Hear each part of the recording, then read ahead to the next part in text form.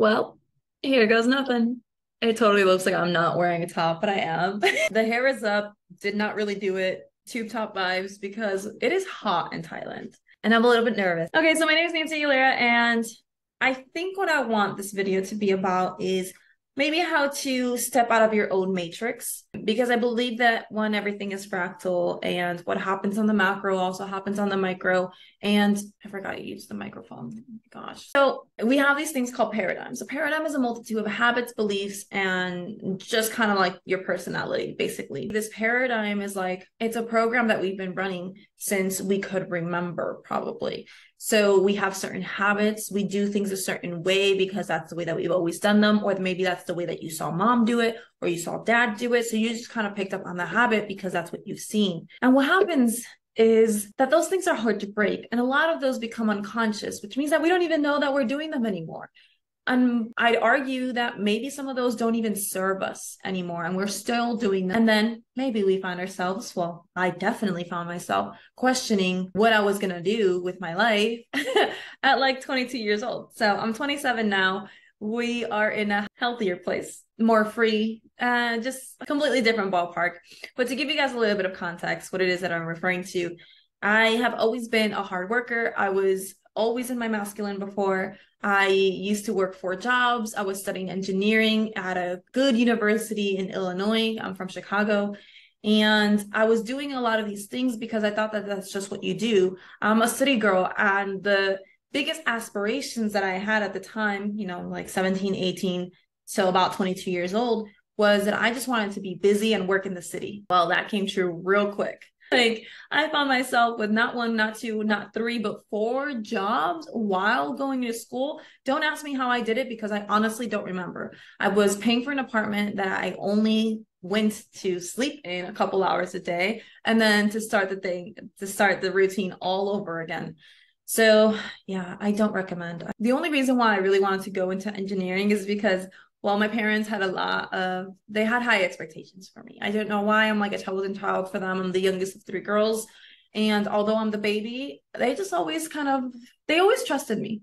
Not because I gave them reason to. I was a rebellious child. I'm the youngest. Like, we kind of have that instilled in our DNA, I think, or programming, right? But yeah, I was rebellious. I was usually the one that had the bad ideas, the mischievous friend. My poor mom. God bless her.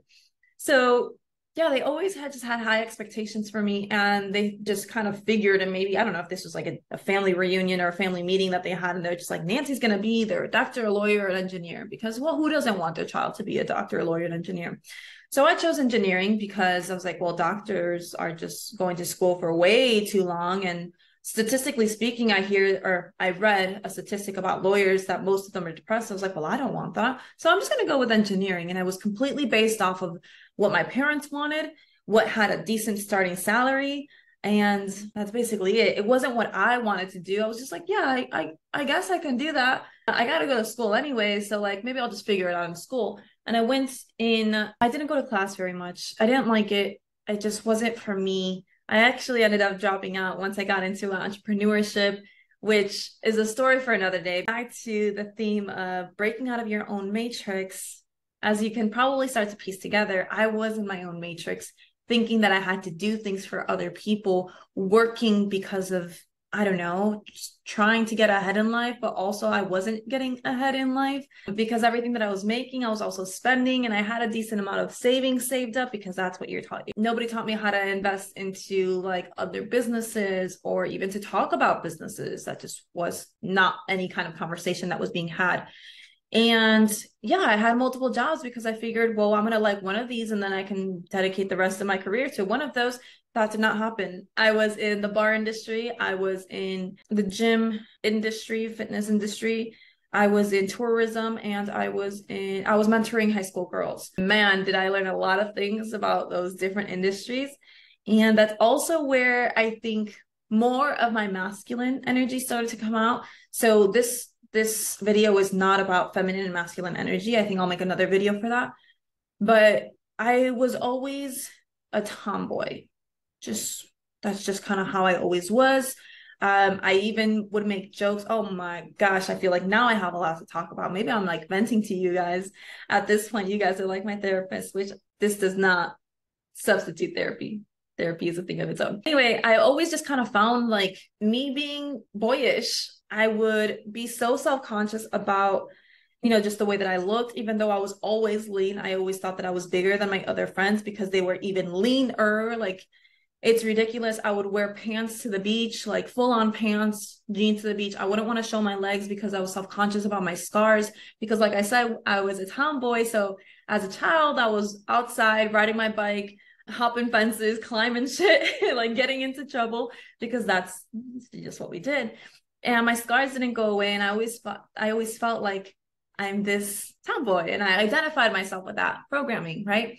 So when I came into the workforce, I started to get into kind of like, not necessarily like hustle culture, but I started to work, found myself with 4 jobs, working 70, sometimes 80 hours a week, barely sleeping, just trying to get ahead. And then for what? So at 22 years old, I came into this like existential crisis of like, why am I even doing all of this? Like, who even am I? I'm Nancy, the person that works in accounts payable. I'm also Nancy, the person that is an assistant sales manager and gets people to party at her bar. I'm also Nancy, the mentor for high school girls. And I'm also Nancy, the reception person at this gym that's really busy. But like, who would I be if I weren't those titles? Because those are just skills. What do I actually love to do? So during high school, I went to, and this, I don't really care for talking about the past, but I think it's important to understand where it is that you're coming from, or where it is that you came from, to understand your programming and then reprogram yourself. So when I speak about the past, it's not because I'm stuck there. I actually hardly ever speak about my past unless I'm just kind of giving people an introduction of like where my thoughts and beliefs were back then, and then just kind of how I've shifted them over the last 5 years. So, and then in high school, I was just chilling through high school, not taking it seriously, walking around through the halls, got myself in a little bit of trouble, would go out on the weekends, would have anxiety if I didn't have plans, story for another day or topic for another day. But what I'm getting to is that I think it was my junior year, my sister invited me to go to a 10-day trip to Guatemala with her and the company that she worked for at the time. So remember, I said I worked in tourism. A few years after, I actually ended up getting hired by that same company that I went on this trip with when I was 16. So I loved it. It was a bunch of seniors. So it was like a motor coach of about 40 seniors. Imagine that. And then you have this 20-something-year-old, and then you have me, a 16-year-old, that actually like, I asked my parents, or she asked my parents for permission so that she can take me out of school. It was right before finals, but my parents said yes anyway. My dad's reasoning was, you're going to learn more in a developing country than you're going to learn in the classroom. And I stand by that still. So that trip, long story short, is where I caught the travel bug.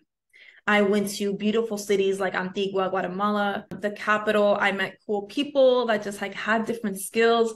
And I think that's for the first time that I really started to get a little bit of my individuality. Yeah, it was just not what your other 16-year-olds were doing. So I'm really grateful for my sister doing that, because like I said, that's where I caught the travel bug. And I was just like, well, now, especially after graduating and thinking about what it is I want to do for the rest of my life. Even though I chose engineering, what I actually wanted to do is like, I got to figure out a way where I can make money and travel, or at least have like a lot of travel time, or have money to continue to travel or work remote, which wasn't as big of a topic back then, or like wasn't as normal as it is now. So yeah, I've always thought I was like really masculine, and there were certain points where my individuality would kind of poke out, and I'm grateful that I would follow it despite what everyone else is doing. Eventually, during my existential crisis, I call it an early quarter life crisis because I was only 22, I just started realizing like,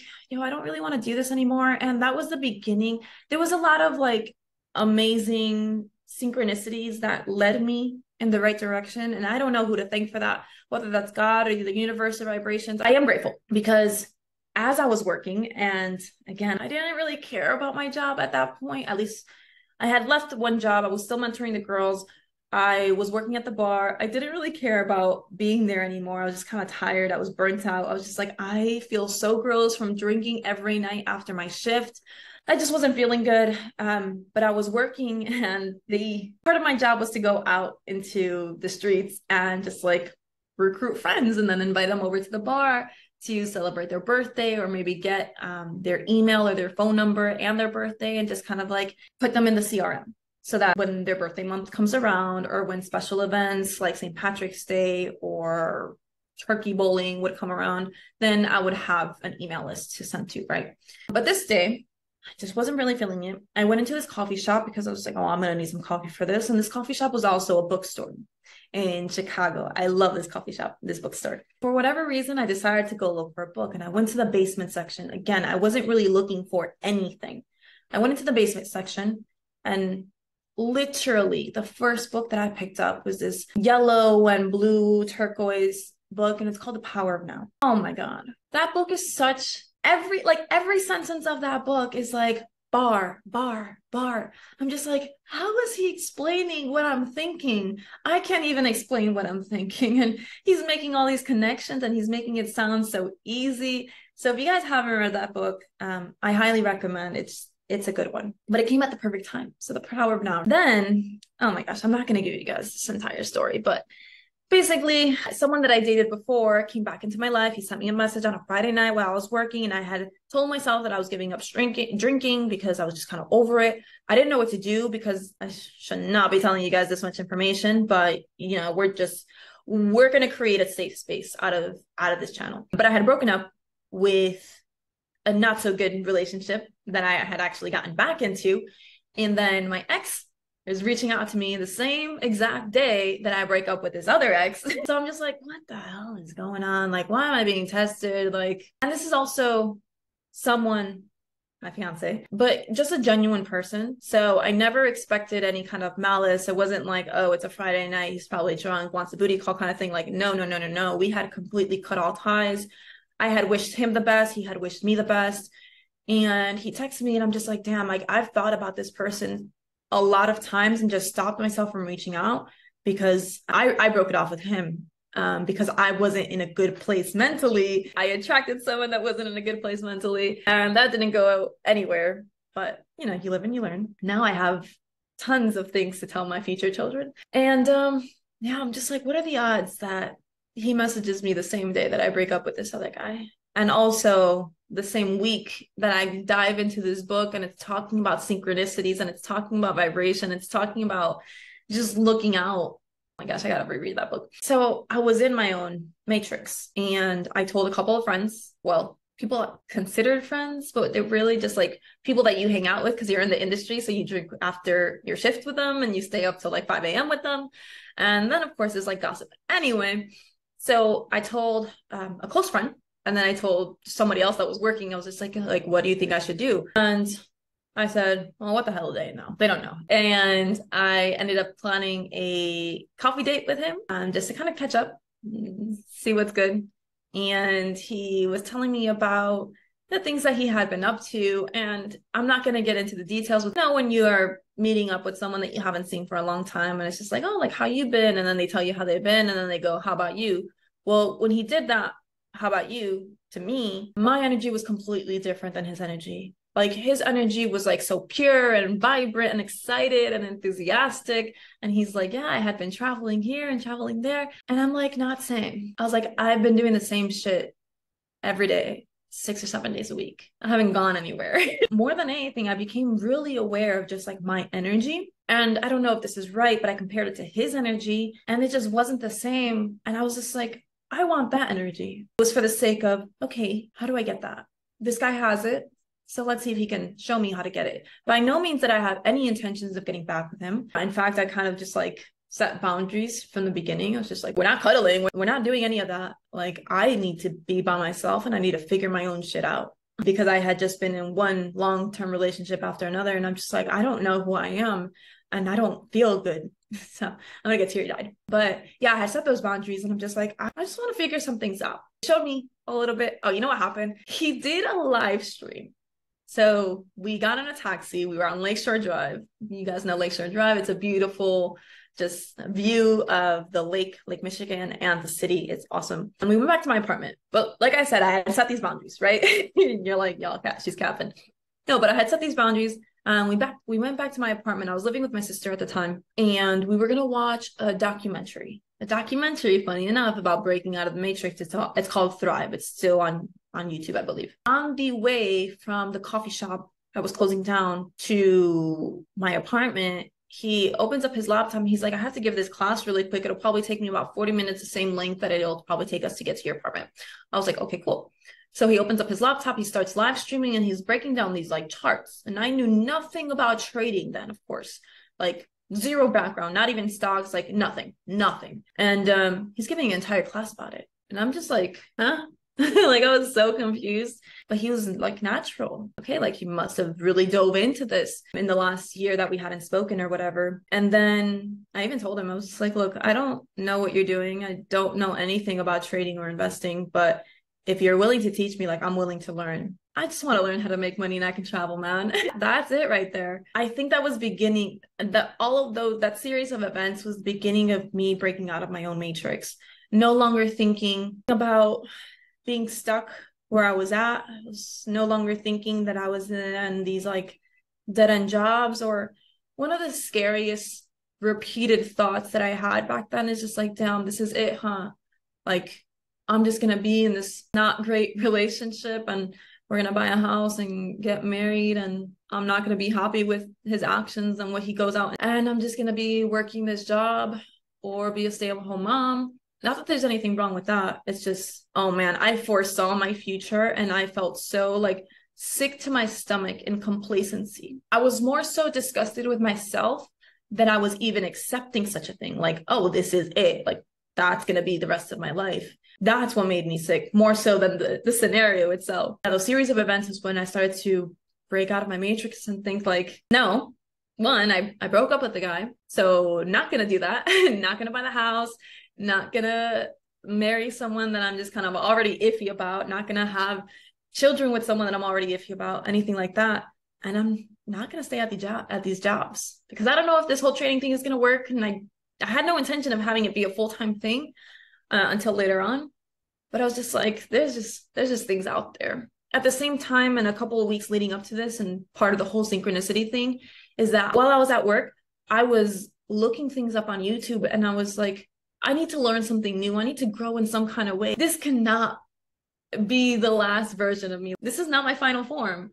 So I was looking for anything, learning anything new. I would literally type in like, learn something new. And I learned a lot of random shit that's useless, but eventually it took me to personal development, to Tom Bilyeu and impact theory and Ed Milet, these serial entrepreneurs that talk about business, but more than anything, they talk about like just having the right mindset, and the mindset of, you know, a wolf and someone that's just persistent and someone that's resilient and all these things. And I'm just like, oh, this is cool. Like, let's dig deeper on this. So then that just led to a whole rabbit hole on a bunch of different things, especially after I watched that movie Thrive, the documentary Thrive. Shortly after that, I became vegan because I saw another documentary, and it's been 5 years and I haven't eaten any animal byproducts, not intentionally anyway. I'm really grateful for those series of events that led me to break out of my own matrix.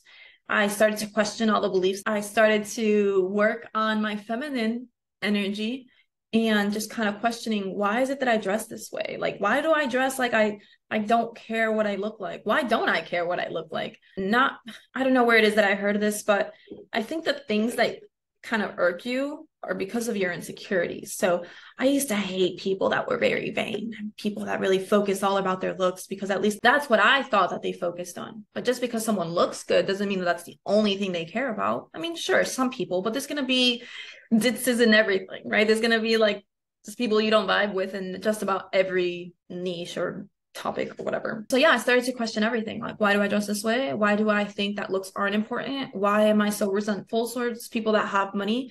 Why? And you know, it's been a work in progress. I am grateful, not satisfied, but I'm really grateful with the displacement, just how far we've come. I can truthfully and proudly say that if you met me 5 years ago, you don't know who I am today by any means. But yeah, I don't even have the same likes. Like, I used to hate mushrooms. Now I love mushrooms. I used to be obsessed with coffee. Oh my gosh. Like, people knew that I had a coffee problem. And I haven't drank coffee in so long. I'm a tea girl, Thai tea. When in Thailand, you're having Thai tea. Vegan, of course. I used to love to go out for burgers every once in a while. I used to drink so much. Oh my gosh. I would keep up with the boys. I'm not proud of that, but I was at one point. I was just like, yeah, I can outdrink you, and yeah, I'll buy you shots. And I used to throw away money. Oh my gosh, I was so dumb. But all because I was like in my own matrix, and this is what I think is cool, and this is what people do. And I'm dominant, I'm alpha, I'm independent. Girl, for what? Like, I think independence is important, but it's not just what you do, but the way in which you do it and what you do it for. Like, where is it coming from? And for me, I think I was masking some of my insecurities with that masculine energy. I was overcompensating. I was overcompensating by, being the fun one and always being down for drinks and just always being down to go out and always making plans and always just making sure that people are connected and having a good time, so that people probably wouldn't realize how not good I felt, how stagnant I felt, how afraid I was of just not knowing what my next couple of steps would be, not knowing if I was even with the right person or with the right group. I was internally questioning everything, but I wouldn't let you know that because I was a damn good time and I was hyper independent. I was so independent that people thought they never had to check in on me, or never even had to, like, oh, it's 5 a.m. and Nancy's going to get in this random guy's car and he's going to drop her off at home. Like a guy that I met at a club and he's going to drop her off at home. Like, Nancy's good. Now I'm looking back at like, oh my God, like that could have been so bad. I'm grateful. I am protected. I blacked out so much. Even a casual, like, oh yeah, I'm just going to stay for one drink after my shift. I would have to text the person that was closing and I was just like, yo, did I pay my tab? Yo, do you remember how I got home? There was so many blackouts. That is not healthy. Just a lot of ugly things that I haven't talked about because I don't like bringing that stuff up, mostly because I'm embarrassed of a lot of just foolish shit that I did. And I don't want to give power to them anymore because I don't want to trigger any kind of emotions and give power to that. So yeah, just sharing for the sake of sharing, because if anyone finds themselves kind of like that and maybe they don't want to stay like that, then you can break out of your own matrix. I'm working on breaking out of this bigger matrix. That's going to take a little bit more consistency. But the journey here, or the motive here, is just being more at peace and being happy. And we are happy in a lot of senses. One, I no longer feel overworked. I haven't worked a job actually in the last 4 years. Haven't been employed, just being an entrepreneur, day trading, creating a portfolio, living off of interest, and creating businesses with the free time that I have, and helping other people create businesses and things like that. So we've traveled a lot. Mike and I have traveled to over 33 countries, multiple times, a lot of times. Just in the last 4 years alone, I lived in Colombia for about 6 months once upon a time. I lived in Miami for 2 years. Good times. I wasn't even home that much because I was always traveling. Lived in Vegas for a couple of months. We did a couple cross-country tours, or like road trips. We are currently in Asia. We're in Bangkok, Thailand, where I don't understand anything and I couldn't be happier because this is exactly what I think Nancy 5 years ago wanted. Yeah, to just like get that culture shock and be like, oh, like they do things differently. Because I've traveled to a lot of Central America. I think all of Central America except Honduras. Technically, I crossed the border in Nicaragua. So we're not going to count that. Honduras and Nicaragua are still on the list for Central America. A little bit of South America. But a thing with those countries is that they're Latin American countries. So they speak Spanish and they have very similar foods. They have very similar cultures, like just traditions and things like that. So whenever I go to Central America, I feel at home. I feel like I'm with my people. It's really important for me to continue to help those communities because just unfortunately their economies are just really shitty. It feels very familiar. And I love that it feels familiar. But this time around, I'm just like, I want to go to the other side of the freaking world and I want to feel so lost and I want to find myself and I want to eat new food. And we have been humbled out here, let me tell you. Mike and I love spice. Like, he's someone that he does not stop until he's like crying and like there's just like mucus coming out of like all holes. I like it to be tasteful. I don't want to cry. But here, even like the mild stuff that we've had has put us in our place. Damn. There was a salad. Our first night here, we got like a vermicelli salad, which is like really thin noodles with tofu and this spicy sauce and a bunch of like veggies cut up into it. I took one bite and I was just like, I am in so much pain. I have no taste buds anymore. So yeah, that's that. We've been here for about 10 days. We'll be here for another 4 weeks or so. We don't really have a flight back anywhere. We do have plans to go back to the States for business. But we really wanted to come to Asia to just kind of disconnect for a little bit and focus on not moving around so much, because literally when I tell you guys that we were traveling nonstop, we were traveling nonstop. Like the month of March, we had been all over Europe. We were catching flights every 4 or 5, maybe every 6 days. But as much as I love it, it also takes up a lot of time. And we're not even talking about like the expenses part, because living out of a hotel is also pricey. You're paying like tourist prices, right? But yeah, it's been fun. We've been kind of bouncing around with the intention of finding where our new home is going to be. We're kind of recently engaged since November and have not talked about too many details of the wedding.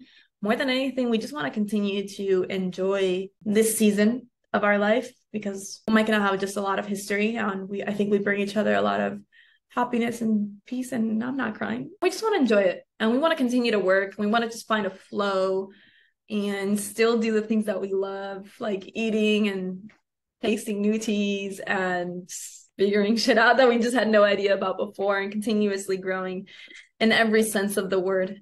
So yeah, I think you can expect some of these videos. I hope they help some people. I got just a lot of lessons that I've learned along the way. So if you take anything away in terms of what my intentions are for this channel, just know I want to be there for the person that's out there that needed me when I needed someone. So if you're kind of looking for something, or you're just looking for someone to talk to, or someone that gets you, or maybe a little bit of direction, I hope I can be that person for you. Or I hope that I can maybe point you in the right direction with what's helped me. So you can expect some more videos with a bunch of different topics. I'm big on a lot of things. I'm a serial entrepreneur. I am vegan. I am Latina. I love travel. I love going to the gym every single day. I love Tai Chi. There's just a lot of things. Like, I'm really good at creating things and creating businesses that people can have fun with, especially in the beginning parts of their journey. I hope that I have something that you guys come here for, or whatever it is that you're looking for. I hope that you find it, whether it be on this channel or another one. Who knows? But we're going to figure shit out together. So I'll see you guys in the next video.